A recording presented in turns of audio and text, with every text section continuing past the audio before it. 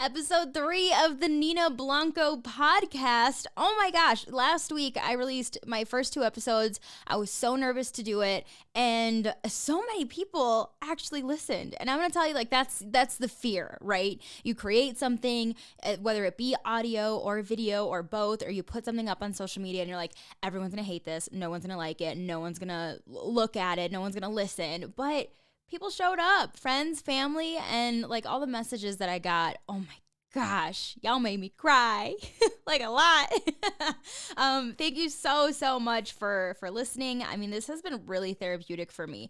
Like, really therapeutic for me. It's been nice to finally be out of that crazy non-compete that I was in, and I felt like Ariel from The Little Mermaid. I felt like Ursula had my voice for 6 months and I couldn't do anything about it. And I have my voice back now. And what did Ariel have to deal with? She had to deal with it for maybe a couple of weeks. So Ariel got nothing on me. I am free. My voice is allowed to be out into the world again. So it's really, really cool. It's empowering. It's liberating. It feels amazing. I got so many messages. I try to respond to pretty much everyone. So thank you so much for listening and just talking with me.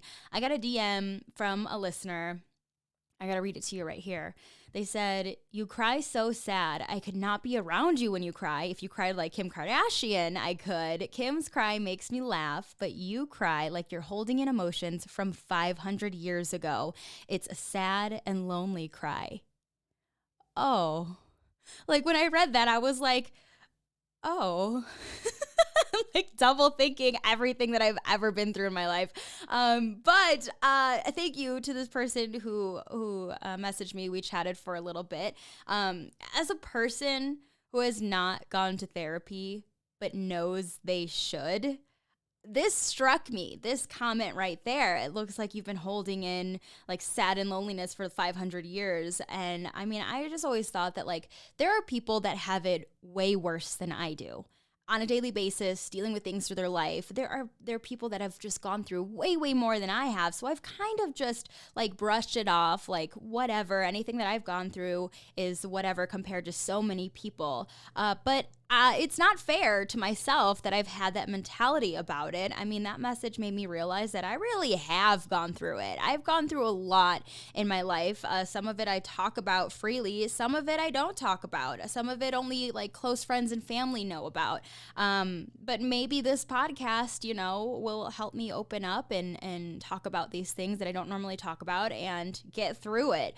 I mean, I've been through a lot in my 29 years on this earth. And yeah, I know, I'm actually 31, but because of this panini, I feel like we get 2 years off of our age, okay? So I'm sticking with it.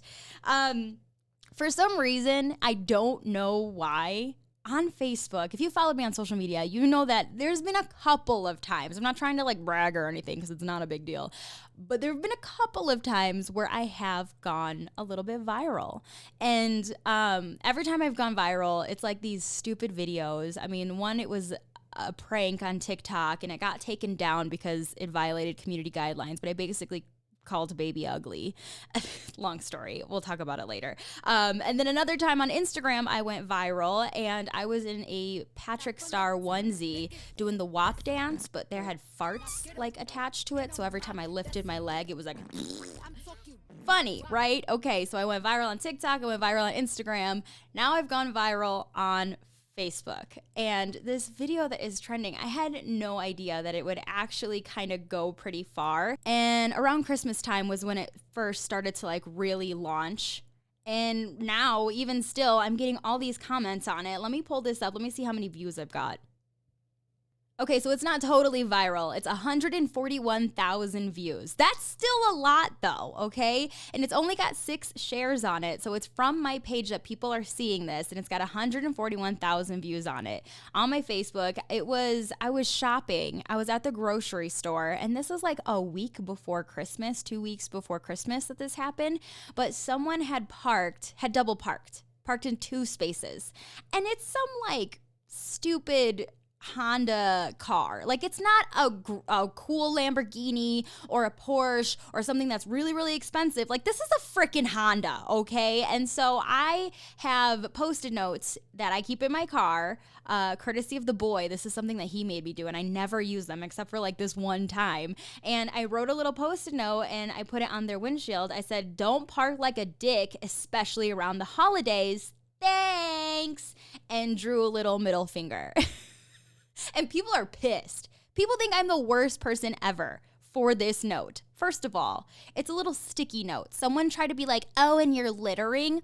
Bitch, where? That piece of paper is not on the ground anywhere. It is a sticky note. It is staying on their windshield until they pick it up, and hopefully they don't throw it on the ground and they throw it away like a good human being. But who knows, because they double parked. Second of all, people are saying like, "Oh, you showed them. What does that do for you? Blah, blah, blah." Like, it was a funny thing that I put up on the internet. That's what it does for me. And I've got 141,000 views. That's what it does for me. What does your fucking comment do for you, bruh? So take that. I clearly don't get mad at comments on internet videos. But I don't know. People just think I'm like this terrible, terrible person. And I mean, other people had comments about, well, you don't know if they were a handicapped person and there wasn't any handicap spaces available. I mean, sure, I don't know that for a fact. I probably didn't check if all the handicap spaces were taken or not. What I did do, because I always do keep that in mind, I did check to see if they had a handicap plate on their plates. Nope, nothing there, or not the sticker, not the little hangy thing. So I don't know, it's possible, but either way, like, whatever, it's a freaking note. But people think I'm like the worst person ever on Facebook, but I finally had a somewhat successful viral video on Facebook. So you know what? I'll take it, haters. I mentioned on the first podcast that I was just going so crazy with wedding planning that I had even thought about doing a destination wedding, and I really did. I learned a lot about wedding planning and destination wedding planning in general, because that's like a whole totally different animal. And I pretty much planned a full wedding, or at least I tried to. I really was going to try to get married in Mexico. I'm not anymore. I'm getting married in the States. But I thought I would go through some destination wedding stuff, but I pretty much had to. Well, I didn't have to. This was a possibility for me because Denver is expensive. We know that. And weddings are expensive. And so the combination of the two, wedding in Denver, I was like, oh my gosh, I'm freaking out. How am I going to swing this? How am I going to do this? So the wedding in Denver that we had initially planned, we were planning our ceremony to happen at Red Rocks at the Trading Post backyard. We wanted our reception to be at this super cute, Insta-worthy hotel that is downtown, had this big grand ballroom for dinner. It had this outdoor like patio attached to it. I think it was like the third or the fifth floor. So you were way up and you were surrounded by buildings, and it was downtown, and it was so, so cool. But the most expensive part that I'm finding, oops, that was my phone. What's happening? The most expensive part of wedding planning and trying to pay for a wedding is the food. It's the catering. It's insane. And so some places, some venues, if you're going with a venue, they have preferred vendors that they've worked with before. They can give you a list of that. Or some of them say, no, you have to do your catering in-house. Since this was a hotel with a restaurant in it, I mean, of course, they were like, you got to do the catering in-house. Like, all right, no problem. So initially, when I get my rundown of all the wedding stuff and the plans and how much things are going to cost, like, it was a little bit pricey. Yeah, but I was like, I could still do this at the time because I had savings that I planned on using, and I still had a job at that point. When that was kind of taken away from me a little bit, I had to reevaluate, especially when we were going through the legitimate numbers. They gave me a little calculator that was like, plug in the number of people here, plug in how much the dinners will cost according to which plan you pick out, and it'll give you an approximate. When I tell you, I almost screamed at what the actual approximate was.